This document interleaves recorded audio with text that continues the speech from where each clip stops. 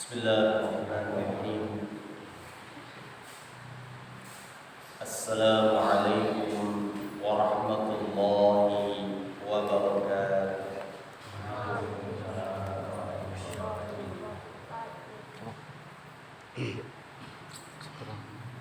Alhamdulillahilladzi hadana lihada wa ma kunna linahtadiya lawla an hadana Allah. Asyhadu an la ilaha illallah wahdahu la syarika lah wa asyhadu anna Muhammadan abduhu wa rasuluh la nabiyya wa la rasula ba'da. Allahumma salli wa sallim ala nabiyyina Muhammadin wa ala alihi wa sahbihi wa man tabi'ahum bi ihsanin ila yaumiddin. Qala Allah ta'ala a'udzu billahi minasy syaithanir rajim. Ya ayyuhalladzina amanu taqullaha haqqa tuqatih wa la tamutunna illa wa antum muslimun. Ma'asyiral muslimin wal muslimat rahimani wa rahimakumullah. Marilah kita senantiasa bersyukur kepada Allah Subhanahu wa taala atas segala nikmat, hidayah, taufik serta inayahnya kepada kita sekalian. Sehingga pada kesempatan yang mulia ini Allah Subhanahu wa taala masih memberikan kita kesehatan, kesempatan dan kemampuan untuk senantiasa thalabul ilmi, untuk senantiasa menuntut ilmu. Kita berdoa kepada Allah Subhanahu wa taala, mudah-mudahan yang kita kerjakan, hadir kita pada majelis ilmu, mendapatkan pahala di sisi Allah Subhanahu wa taala. Amin ya rabbal alamin. Salawat dan salam mudah-mudahan senantiasa tercurahkan kepada baginda Nabiullah Muhammad sallallahu alaihi wasallam, kepada keluarga, sahabat dan pengikutnya yang setia hatta yaumil akhir. Ma'asyiral muslimin wal muslimat yang berbahagia, sebelum kita kembali melanjutkan kajian rutin kita pada malam hari ini, yakni masih membahas tentang hadis yang ke-6 berkaitan dengan adab dan akhlak yang diambil dari Kitabul Jami', Kitab Bulughul Maram, karya Al-Imam Al-Hafidz Ibnu Hajar Al-Asqalani rahimahullah ta'ala. Sebelum kita memasuki pembahasan untuk pertemuan yang ketiga tentang hadis yang ke-6, selalu kami sampaikan kepada diri kami pribadi dan umumnya kepada antum jamaah sekalian, untuk senantiasa terus memperbaiki niat kita, terus senantiasa memperbaiki semangat kita untuk senantiasa mencari bekal, untuk senantiasa mencari bekal yang akan kita bawa ketika menghadap Allah Subhanahu wa taala. Pada sejatinya semua dari kita akan ketemu dengan ajal kita masing-masing. Namun ajal setiap manusia tidak ada yang tahu. Maka usaha dan ikhtiarnya manusia di dalam menghadapi ajalnya tidak lain adalah menyiapkan bekal. Sering kami sampaikan, kalau kita di dunia mencari harta, mencari nafkah, mencari rezeki, mencari penghidupan yang layak, itu adalah untuk kehidupan kita di dunia. Akan tetapi bagaimana bekal kita untuk kehidupan akhirat? Paling tidak ada tiga hal yang perlu kita semua ingat. Masyaallah muslimin wal muslimat rahimani wa rahimakumullah.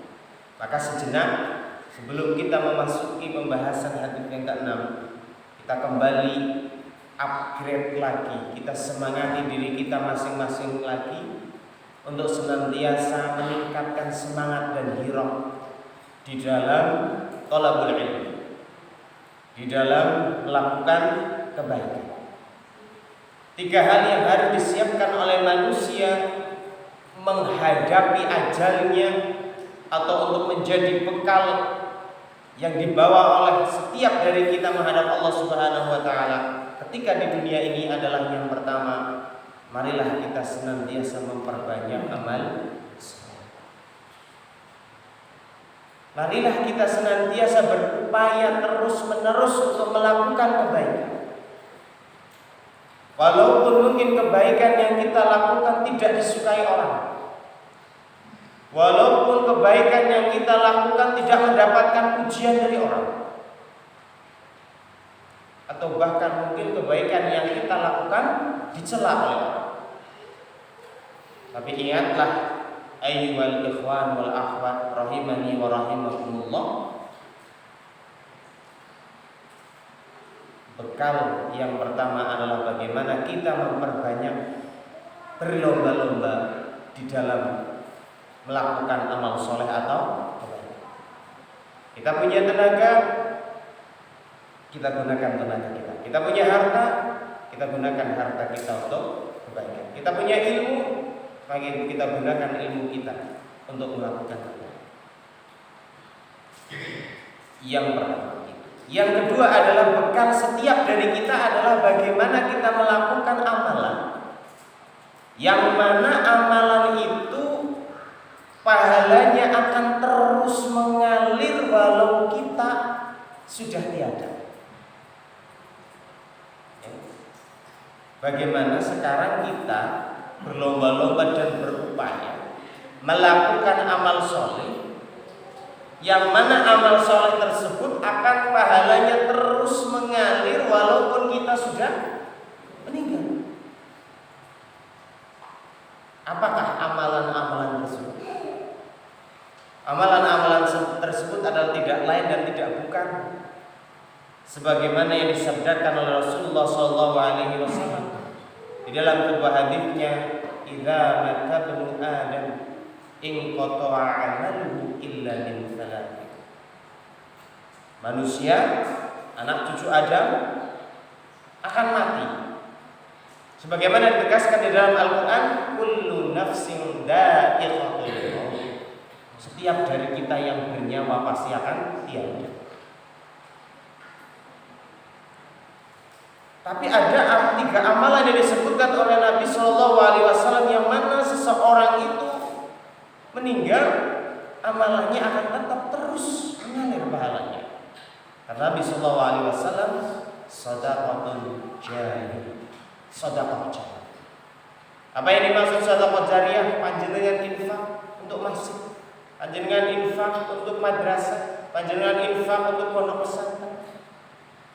Itu adalah pahala jariyah. Manakala panjenengan infak untuk masjid, kita pernah sampaikan, kamaf hasil khototin, walaupun itu sekecil sarang laba-laba, itu juga termasuk amal jariyah. Selagi masjid yang panjenengan infaki itu digunakan untuk beribadah, maka pahalanya akan mengalir terus. Selagi masjid itu masih berdiri dan digunakan untuk beribadah, digunakan untuk kegiatan yang positif, maka pahala itu akan terus mengalir. Yang kedua adalah al-ilmu yuntafa'u bihi. Amalan yang menjadi bekal kita untuk menuju Allah Subhanahu wa taala, yang ketika kita sudah tiada dan amalan tersebut tidak akan terputus adalah ilmu yang bermanfaat. Maka hadirnya majelis kita pada malam hari ini adalah mudah-mudahan dalam rangka itu, dalam rangka menyampaikan ilmu, dan mudah-mudahan ilmu itu bisa bermanfaat bagi diri kita, bagi keluarga kita, dan bagi orang-orang lain, orang-orang yang terdekat dengan kita. Kemudian yang ketiga adalah awwaladin sholihin yad'ullah. Anak saleh yang senantiasa mendoakan kedua orang tua. Bapak Ibu rahimani rahimakumullah, sering kami sampaikan kepada para jamaah sekalian bahwa menjadikan anak-anak kita menjadi anak yang saleh adalah bukan sesuatu yang seperti mengubah telapak tangan atau membalikkan telapak tangan, tetapi butuh banyak proses di sana. Dan salah satunya adalah berawal dari kita para orang tua. Sebagaimana sejatinya pendidikan yang paling hakiki sejatinya adalah pendidikan yang diajarkan oleh Rasulullah SAW melalui uswatun hasanah, mencontoh. Maka anak-anak kita akan mencontoh orang tua. Maka pada majelis ini juga kami perlu ingat kepada kita semua. Kita sebagai orang tua jangan cukup anak kita sudah ngaji, sudah lagi belajar Al-Quran, tapi kita tidak memperhatikan sudahkah anak-anak kita belajar sholatnya, bagaimana anak-anak kita belajar ibadahnya. Justru ini yang menjadi pondasi. Maka mudah-mudahan kita sebagai orang tua yang hadir pada majelis ini, sekali lagi kami mengajak untuk senantiasa memberikan semangat kepada anak-anak kita untuk thalabul ilmi, dan terus memberikan nasihat-nasihat yang terbaik untuk anak-anak kita. Saya yakin semua orang tua dari kita adalah menginginkan anak-anaknya menjadi anak-anak yang salih dan salih. Maka jalannya adalah menanamkan pendidikan agama sedini mungkin, menanamkan pendidikan sholat sedini mungkin. Insya Allah dengan demikian maka hal-hal yang lain akan mengikuti. Sekilas untuk kembali menyegarkan semangat kita, kembali mengingatkan kepada kita tentang tujuan kita, dan juga mengingatkan kembali kepada kita untuk senantiasa mempersiapkan diri. Mudah-mudahan sekali lagi dalam rangka mempersiapkan diri menghadap Allah Subhanahu wa taala, kita dengan ikhlas, dengan kesadaran dan penuh harap kepada Allah Subhanahu wa taala, nguri-nguri majelis ilmu kita pada malam hari ini. Walaupun tentunya kita paham kita punya banyak kesibukan, fa insyaallah ketika kita luangkan sejenak untuk Allah Subhanahu wa taala, maka Allah Subhanahu wa taala pun akan memberikan balasan yang lebih dari apa yang sudah kita luangkan.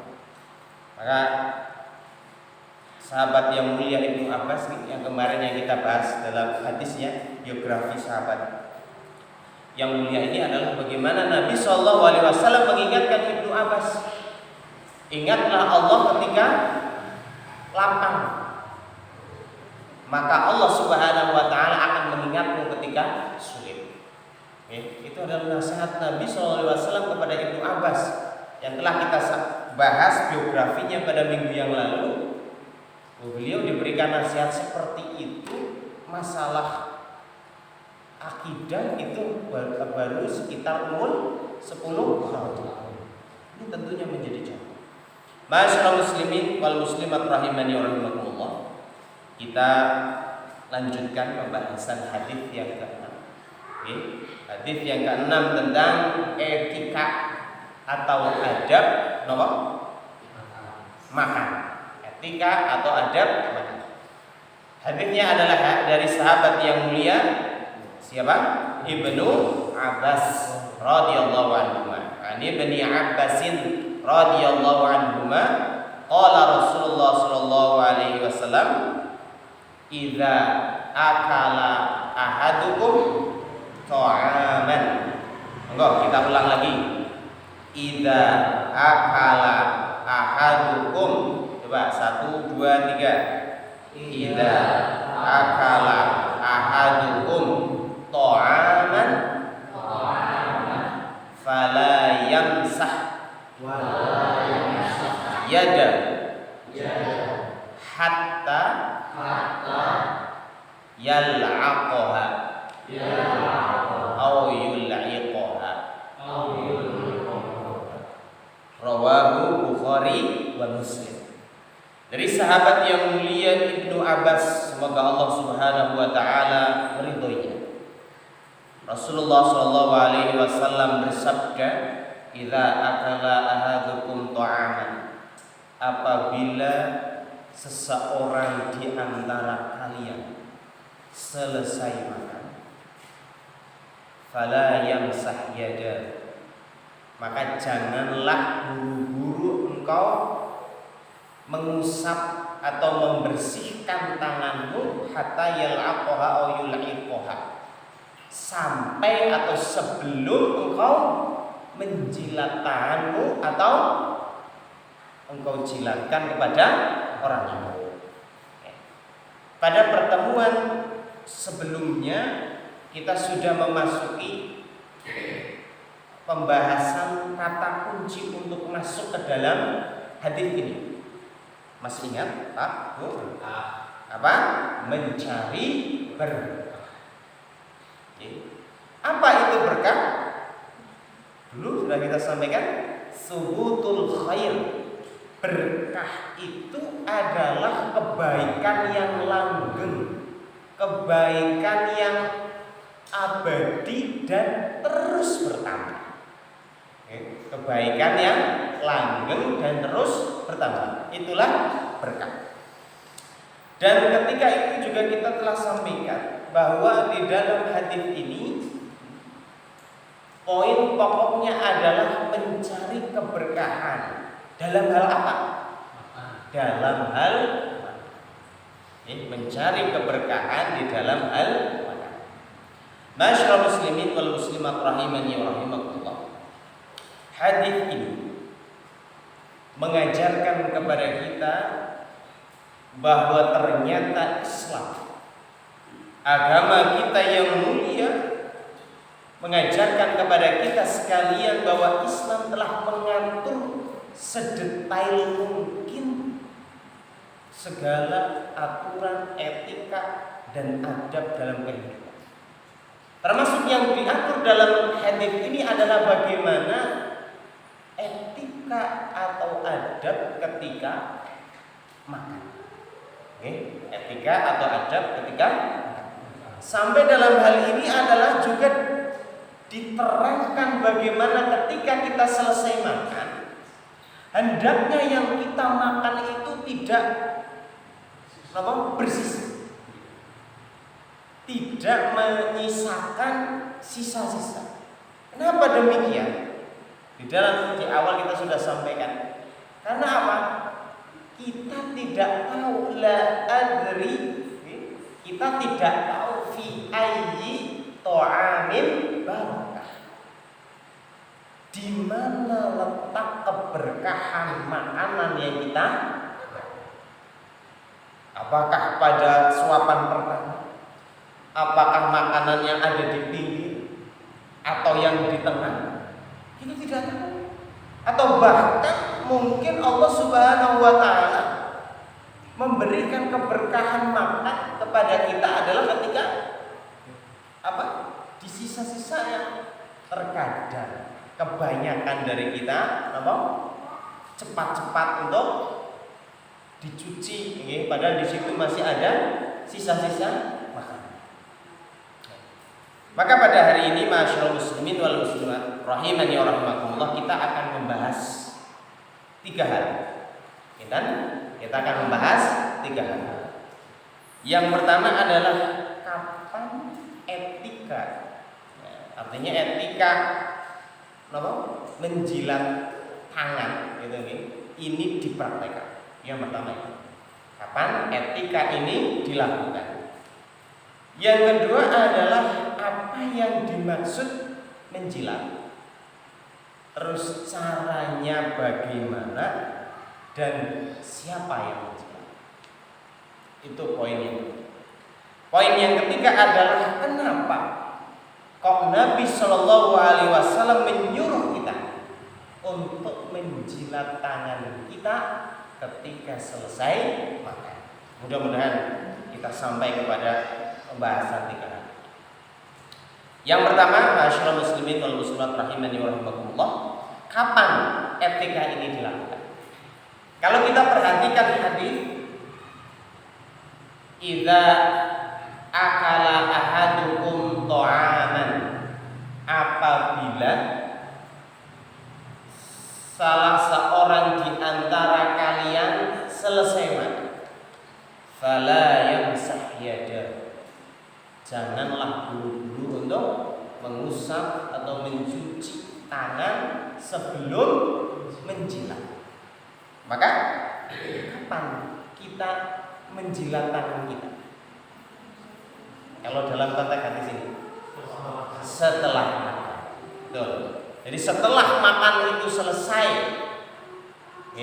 maka etika ini dilakukan. Bukan kemudian kita makan 1 suap, 2 suap, kemudian dijilat, kemudian makan lagi, kemudian dijilat lagi, kemudian ketika sudah selesai, justru tidak dijilat. Nah, ini berarti kita tidak mendapatkan sunnah Rasul Sallallahu Alaihi Wasallam. Maka yang pertama adalah waktu penerapan etika ini, yaitu etika penjilatan, adalah ketika kita selesai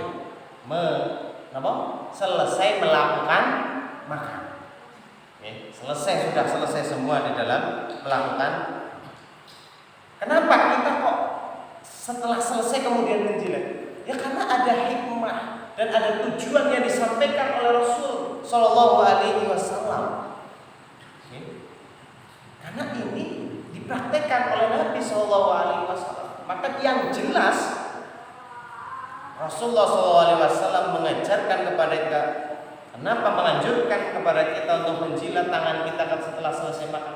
Pasti ada hikmah dan ada pelajaran yang akan beliau sampaikan kepada umatnya. Itu yang pertama. Yang kedua adalah menjilat maksudnya apa? Apakah kita hanya sekedar menjilat atau yang lain ketika dalam hal makan? Menurut keterangan beberapa ulama, masyaallah muslimin wal muslimat rahimani wa rahimakumullah, menurut keterangan beberapa ulama, jadi ternyata dalam konteks ini menjilat itu tidak hanya sekedar kita menjilat saja, tapi di dalam beberapa konteks ketika kita makan, dan mungkin makanan itu adalah makanan yang berkuah, itu ternyata menjilat dan juga apa rasanya yang itu dalam ngecok. Itu yang dijelaskan beberapa ulama. Itu yang dijelaskan oleh beberapa ulama. Jadi memang ketika itu, ketika di zaman Rasul itu yang dijilat itu adalah kurma. Yang dijilat oleh Rasulullah SAW di zaman itu adalah kurma. Jadi bukan makanan yang berkuah. Kalau bahasa kita soto, bukan makanan yang berkuah. Jadi ada apa tadi ngecup, tidak hanya menjilat tapi juga ngecup. Tujuannya apa? Salah satu tujuannya adalah membersihkan sisa-sisa makan, membersihkan sisa-sisa makan yang menempel pada tangan kita. Dan ternyata ada juga kajian dari dalam bidang kesehatan, ternyata juga menjilat tangan itu juga mempunyai dampak yang positif. Apakah dampak positif tersebut? Insya Allah nanti kita bahas pada pertemuan yang lainnya. Itu yang dimaksud menjilat. Kemudian yang kedua adalah yang dijilati apa? Apa? Yang dijilati jari apa tangan? Wala yamsah yadahu. Di dalam hadisnya kan fala yamsah yadahu. Janganlah kau buru-buru membasuh tanganmu, membasuh tanganmu hatta yal'aqaha sampai engkau menjilatnya atau dijilatkan kepada orang lain. Makanya ini kembali ke mana? Tangan. Fala yamsah yadahu. Kembali kepada tangan. Maka yang dimaksud tangan yang mana, Bapak Ibu? Apakah dari sini sampai sini? Untuk sampai sini tangan? Tangan. Enggak, yang dimaksud tangan dari sini. Kalau kita misalkan di dalam hal wudu membasuh tangan, berarti dari mana ke mana? Dari jari sampai sini. Apakah itu yang dimaksud dalam hadis ini? Harus menjilat itu? Jawabannya adalah tergantung tangan yang digunakan. Kalau kita ketika makan hanya menggunakan jari-jari kita, berarti itulah yang dijilat. Tapi apakah ada orang atau mungkin anak-anak kecil yang kalau makan sampai ke pergelangan gitu? Ada anak-anak kecil mungkin di remet-remet dan bisa. Ketika itu kok ada yang terkena, maka itu juga dijilat. Maka tergantung. Tadi ada tergantung. Hal ini dijelaskan di dalam sebuah hadis ini diriwayatkan oleh Imam Muslim dari sahabat yang mulia Anas bin Malik. Kata Anas bin Malik, Rasulullah SAW bersabda, "Kana idza akala ta'aman." Dulu ketika Rasul SAW makan, la'iqa asabi'ahu thalathan. Beliau SAW menjilat 3 jari. Dan menjilat tiga jari. Pertanyaannya adalah 3 jari itu jari yang mana? Apakah yang ini? Apakah yang ini? Apa yang ini? Yang mana? Yang ini? Apa yang ini? Apa? Baik. Yang dimaksud 3 jari dalam hal ini adalah jari telunjuk, jari tengah, kemudian ibu jari. Kenapa? Kenapa demikian? Kenapa kok Rasul SAW pakai 3 jari? Ya, yang dimakan oleh Rasul apa? Kurma. Yang dimakan oleh Rasulullah SAW adalah tiga jari untuk apa? Makan. Kan bisa. Kalau 3 jari yang kayak gini kemudian untuk makan yang berkuah kan tidak bisa. Karena maka dalam hal ini Rasulullah SAW kenapa kok 3 jari yang jari tengah, jari telunjuk, kemudian ibu jari? Kenapa ya Kenapa ya ini? Kemudian Rasul Shallallahu Alaihi Wasallam juga, kenapa? Di dalam hadisnya mengurutkan ketika menjilat ini juga ada urutannya. Yang mana dulu? Yang mana dulu? Ibu jari. Yang tengah? Apa telunjuk? Ibu jari. Kenapa? Jari tengah. Jari tengah. Kenapa jari tengah? Betul. Rasulullah SAW memulai pertama kali menjilat adalah dari jari tengah. Kenapa? Kenapa? Karena jari tengah itu logikanya adalah jari yang pertama, paling banyak atau pertama menyentuh makanan, kan gitu? Karena dia yang paling panjang, oke? Dia yang paling panjang. Walaupun masyaallah muslimin wal muslimat rahimani rahimakumullah, ini sifatnya fleksibel, tapi Rasul mencontohkan demikian.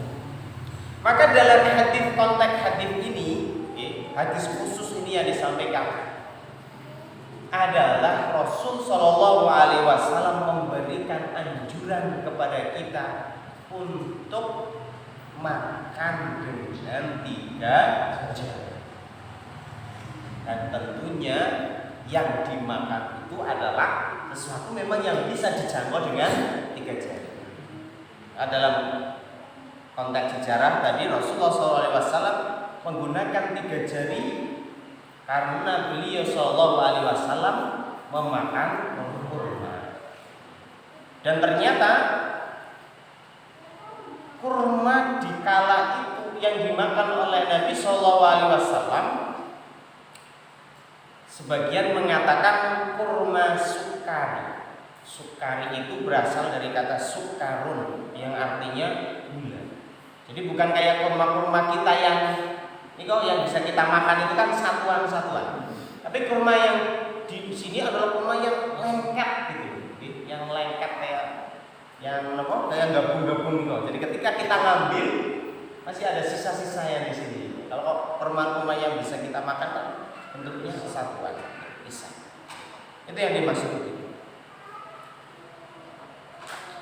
Masyaallah muslimin rahimani rahimakumullah. Kemudian yang keempat adalah kenapa Rasul menganjurkan kita untuk menjilat. Apa hikmahnya? Apa hikmahnya Rasulullah SAW menganjurkan kepada kita untuk menjilat jari atau tangan yang telah kita gunakan untuk makan? Kembali kepada kunci hadis yang telah kita sampaikan di awal, mencari keberkahan. Karena di dalam hadis yang lain disebutkan bahwa ketika kita makan, la nadri fi ayyi ta'amin barakah. Karena di dalam makanan yang kita makan kita tidak tahu. Kita tidak mengetahui di manakah keberkahan yang kita dapatkan dari yang kita makan.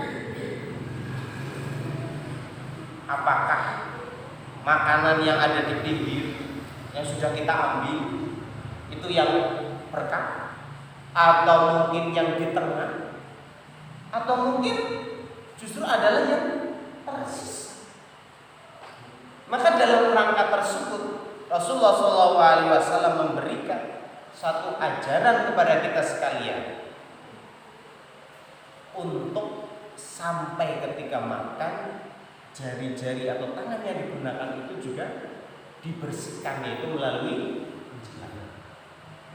Nah, kalau hal seperti ini kita jadi teringat dulu orang tua kita sering memberikan pejangan dan nasihat mungkin kepada kita. Nek maham aja mambrah. Mungkin dalam konteks ini bisa dihubungkan. Mungkin orang tua kita juga, orang-orang yang terdahulu, mungkin ada satu nilai yang kepingin disampaikan kepada kita, yaitu apa? Itu kembali kepada tadi. Karena kita tidak tahu di mana keberkahan makanan yang kita makan. Termasuk Islam juga mengajarkan kepada kita ketika kita makan kemudian ada yang terjatuh. Apa ajaran Islam? Kita makan dan ada makanan yang terjatuh, diambil. Islam mengajarkan sampai seperti itu. Ketika masih bisa, maka diambil lagi, dicuci, kemudian dimakan. Pisau, buah, jambu atau apel, tentunya ya yang jatuhnya bukan nama, karena memang jatuh, dan kita ambil, kita cuci, kita makan. Sampai juga ketika makanan yang jatuh kok kemudian kotor, sudah bisa tidak bisa dimakan lagi. Apa yang diajarkan Islam? Buang? Apa tidak? Apa? Diberikan kepada hewan ternak, hewan pelihara. Sampai sedetail itu ajaran agama kita mengajarkan kepada kita. Kenapa demikian? Karena pada makanan kita, apalagi kalau kita makan dengan tanpa memperhatikan etika dan adab-adab Islam, kata Nabi Shallallahu Alaihi Wasallam, bisa jadi ada setan yang gabung dengan kita. Jadi, maka mungkin bahasa setan itu ketika kita kok makan tanpa basmalah, tanpa etika, kan setan ngomong itu sama teman-temannya, ada makanan gratis katanya.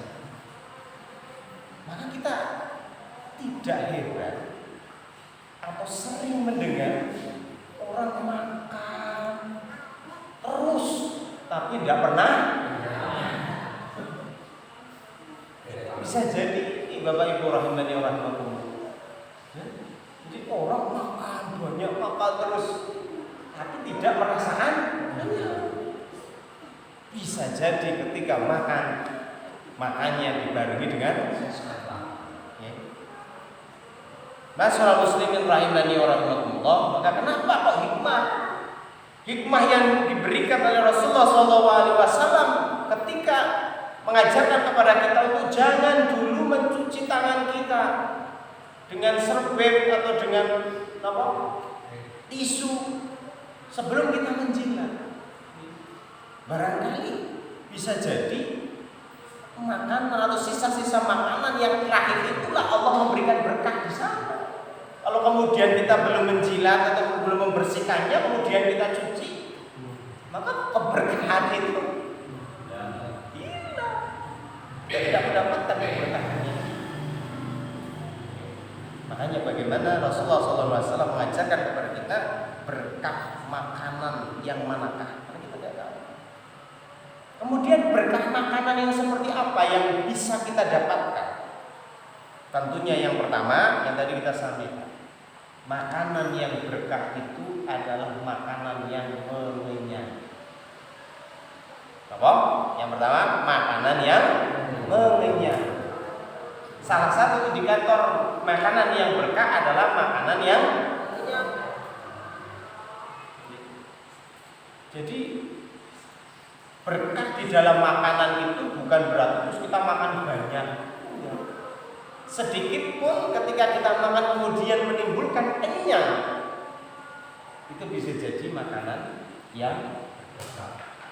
Yang kedua adalah makanan yang berkah adalah makanan yang ketika kita makan menghindarkan dari efek-efek negatif. Ini yang kedua, keberkahan makanan yang kita makan adalah menghindarkan dari efek-efek negatif. Negatif apa? Penyakit. Kan kadang kita sering mendengar saudara-saudara kita makan kolesterol, jangan makan ini, kolesterol, kemudian gula, kan juga menjadi flashback atau kilas balik. Kenapa kalau misalkan kita makan kemudian hal ini dibuktikan, Bapak Ibu rahimani rahimakumullah, dibuktikan tidak lain dan tidak bukan adalah suri tauladan kita, yaitu siapa? Rasulullah SAW wafat umur 63. Tahukah panjenengan berapa kali Rasulullah SAW sakit? Tahu berapa kali Rasulullah SAW selama 63 tahun beliau sakit? Tidak kurang dari 1 atau 2 beliau sakit.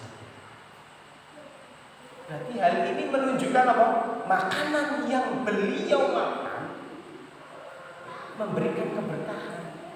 Dan kalau kita tarik pada zaman kita, makanan yang dimakan oleh Rasul lebih bergizi mana dengan makanan yang kita makan pada hari ini? Lebih bergizi pada makanan yang kita makan hari ini. Tapi ternyata makanan Rasul apa? Memberikan keberkahan bahwa beliau hanya sakit 1 atau yang paling penting adalah yang ketiga. Dari 1 atau 2 yang ketiga. Makanan yang kita makan membuat fisik kita menjadi kuat untuk senantiasa melaksanakan ibadah. Ini yang penting.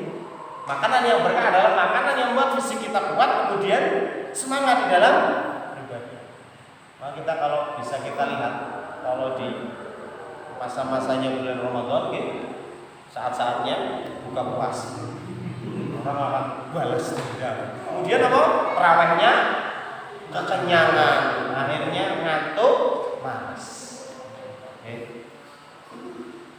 Jadi masyaallah muslimin rahimani wa rahimakumullah, setelah makan ibadahnya jadi nyaman.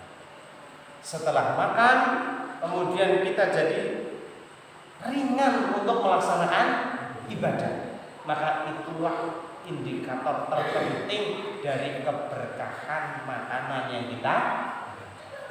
Mudah-mudahan Allah Subhanahu wa taala memberikan keberkahan ketika kita makan. Maka yang terakhir kita ulang bahwa etika menjilat makan dilakukan setelah kita selesai makan. Kemudian apa yang dijilat adalah tangan yang digunakan untuk makan, bisa jadi jari-jari. Rasulullah SAW menganjurkan kepada kita untuk makan dengan 3 jari, yakni jari tengah, jari telunjuk, kemudian ibu jari. Kenapa Rasulullah SAW menganjurkan kepada kita untuk menjilat tangan atau jari-jari kita setelah makan? Paling tidak ada keberkahan yang kepingin dicari, yaitu pertama keberkahan berupa kenyang. Yang kedua adalah keberkahan ketika terhindar dari penyakit atau efek yang negatif. Kemudian yang ketiga dan ini yang paling penting adalah setelah kita makan membuat badan kita atau fisik kita menjadi kuat, ringan di dalam melaksanakan ibadah. Mudah-mudahan kita bisa melanjutkan pembahasan pada etika makan dengan pembahasan selanjutnya, karena masih ada beberapa hal yang masih harus kita bahas pada pembahasan selanjutnya. Mudah-mudahan Allah Subhanahu wa taala memberikan kita kekuatan, kesehatan dan kesempatan untuk senantiasa thalabul ilmi wal ibadah. Baik, terima kasih atas segala perhatian dan mohon maaf atas segala kurangan. Kita akhiri dengan doa kafaratul majelis. Subhanallahumma wa bihamdika asyhadu an la ilaha illa anta astaghfiruka wa atubu ilaik. Wa afu minkum. Wassalamu alaikum warahmatullahi wabarakatuh.